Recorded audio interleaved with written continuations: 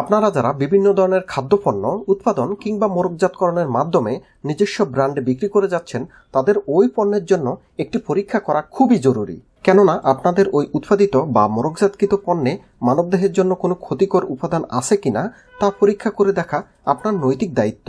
Normally একটি খাদ্যপণ্যে মানবদেহের জন্য ক্ষতিকর কোনো উপাদান রয়েছে কিনা তা পরীক্ষা করে দেখার দায়িত্ব বিএসটিআই এর।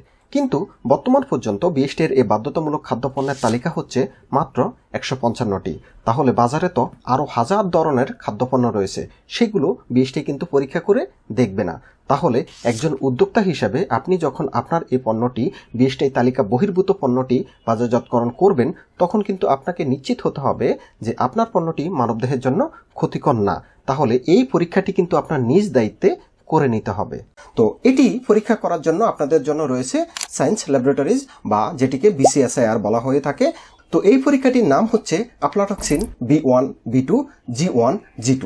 তো এই পরীক্ষা করার জন্য আপনাদেরকে যে কাজটি করতে হবে, আপনাদের উৎপাদিত পণ্যটিকে সায়েন্স ল্যাবরেটরিজে নিয়ে যেতে হবে। সেখানে এই পরীক্ষার জন্য নির্ধারিত ফি আছে, সেটি আপনাদেরকে প্রদান করতে হবে। প্রদানের পর আপনাদের যে স্যাম্পল সেটি সেখানে জমা দিতে হবে। জমা দেওয়ার পর সায়েন্স ল্যাবরেটরিজের নির্ধারিত কর্মকর্তারা আপনাদের এই স্যাম্পলটিকে পরীক্ষা করবে এবং দেখবে এই পণ্যের মধ্যে কোনো উপাদান রয়েছে কিনা যা মানবদেহের জন্য ক্ষতিকর। তো এটি দেখে তারা একটি সার্টিফিকেট ইস্যু করবে বা টেস্ট রিপোর্ট ইস্যু করবে, যেটির মাধ্যমে আপনারা নিশ্চিত হতে পারবেন যে আপনাদের এই উৎপাদিত খাদ্যপণ্যে মানবদেহের জন্য ক্ষতিকর কোনো উপাদান রয়েছে কিনা। তো এই রিপোর্টটি পাওয়ার পর আপনারা আপনাদের পণ্যের মোড়কে লিখতে পারবেন এই পণ্যে মানবদেহের জন্য ক্ষতিকর কোনো উপাদান নেই, এটি সায়েন্স ল্যাবরেটরিজ কর্তৃক পরীক্ষিত।